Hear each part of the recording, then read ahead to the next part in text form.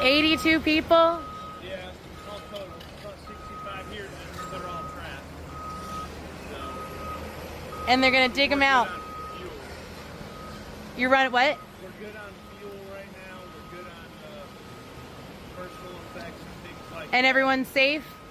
Everybody's safe. Healthy? All right. 82 people trapped and stranded in just that area alone.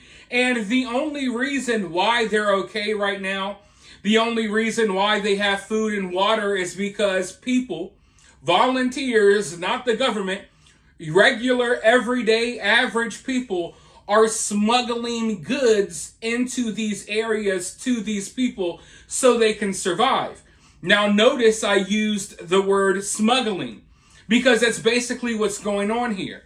They've threatened that they will arrest anyone that helps these people. They are well aware that these people are stranded with nothing, and they are threatening to arrest anyone who helps them. So people are having to operate like criminals, like freaking cartel drug mules, just trying to get in some canned goods, beef jerky, and water bottles to these people. Meanwhile, our southern border is wide open. If you're a criminal from another country, walk right in. But if you want to bring a bottle of water to someone who has been stranded on a mountain for 11 days, oh no, that's a big deal. That's a problem. You'll go to jail for that. That's what's happening here, folks. And I need you all to understand. The government, they've acknowledged that they know people are stranded. They've acknowledged that they know that there's people in various areas still trapped and stranded. They even know in some certain situations, they even know where some of these people are. But they haven't really done much. They're not even going to rescue these people. They're not bringing them food. What they are doing is they're stopping people from helping. Now, listen. If this was a situation where they're like, hey, we don't want you to fly in and rescue these people and risk your lives, we got this under control, right? This would be a different conversation. Because the government has acknowledged that they know that there are volunteers on the ground with their own aircraft, own supplies, willing to go in and help these people. And in many cases, they don't even have to fly in helicopters. They can use unmanned drones to go find some of the areas where these people are trapped. And if they can't get to them to rescue them, at the very least, they can do supply drop-offs with these drones. But daddy government is like, you ain't doing that. But meanwhile, they don't have a plan of their own. So what I'm saying here is if they came in and was like, hey, we don't need you civilians flying in your helicopters and flying your drones because we got our own helicopters, we got our own drones, we got this under control. We don't need those supplies because we brought our own. That would be a different conversation. But they're telling people they can't help and they have no plan to help themselves. They're telling people, no, it's illegal. We'll arrest you if you bring these people supplies, but they're not bringing those people supplies themselves. So I don't know what they expect to happen here. Are you just going to leave these people to starve to death on a mountain? They can't get down. It's absolutely insane. But I want to go ahead and roll this clip so you can hear more about what's going on here from someone who's in the area trying to help. And then after this clip, I'll come back with more thoughts. Okay, story time. I just got off the phone with somebody who works in, I got to be careful because I don't want to tip anybody off about who this individual is, but they are in a position in a government-run agency that has eyes on areas that they know people are stranded in and that need help. They need search and rescue drones to come in and search for these people. And they had asked about somebody giving them a drone, lending them a drone, whatever, so they could do some search and rescue work. And I had floated the idea of pilots coming in with their drones to do this search and rescue work for them. So the answer I got back is, now this particular individual would be absolutely thrilled if I came in or other pilots came in with their 30Ts, their thermal drones, and were searching for people that he knows are stranded, are stuck, and they need help. The request that this person, the way they put the request out there, you can tell there was a lot of urgency in their voice and that they care about the people that are out there. So what I was told by him was that the possibility of other pilots coming in to fly to do these searches was so filled with red tape and bureaucracy that it probably wouldn't even be able to happen. Meaning the pilots that are private pilots licensed with the training and the gear can't work directly with the government to go search these areas because they're not trained, they're not approved, there's, this red tape and liability and all this other crap, that they worry about, other than, hey, there's people that need help. There's guys that have the equipment, that know how to use it. Let's get them in here and find these people. No. I was just told that the idea of bringing these pilots into these areas, there's so much red tape and bureaucracy that it wouldn't even happen. And this guy, God bless him, he's desperate, and he wants somebody to give him a drone.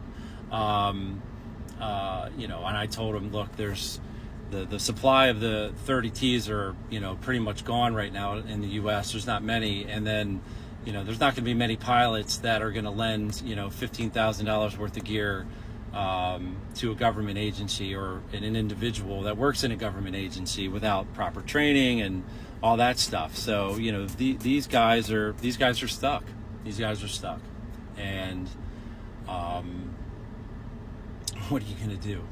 What are you going to do? These people, they run everything into the ground. They do not know how to, they don't know how to organize anything. They don't care. They don't care. So, I floated some ideas, and we'll see if those ideas can be done. We'll see if we can help these people in some way, legally, of course. So, but we can't go. Can't go. So, stay tuned for updates, but I'm just sitting here in my car, just beside myself. So, but I'm going to North Carolina Sunday with some gear.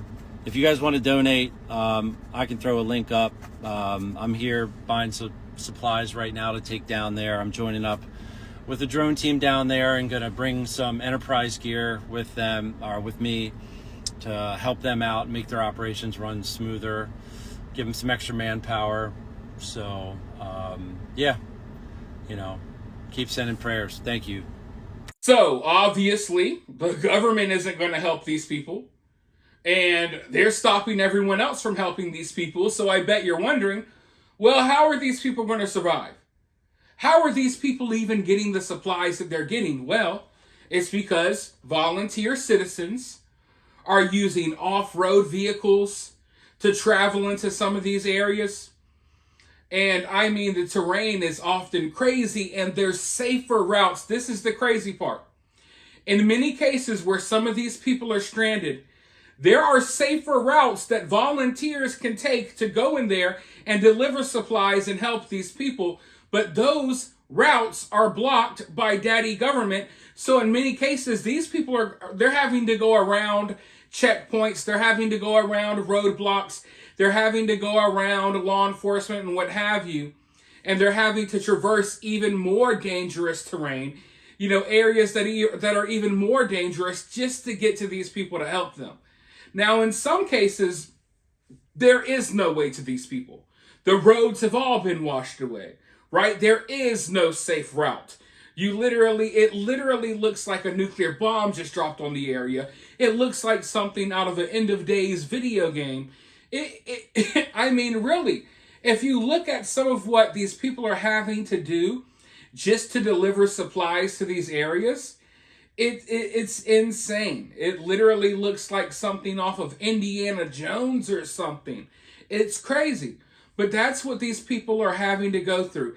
And everyday citizens are putting their life on the line to do this, while the people whose job it is to do this are sitting by, in many cases, doing nothing. And it's not always, the people who work at these places' fault. You know what I mean? It's the higher ups that call the shots.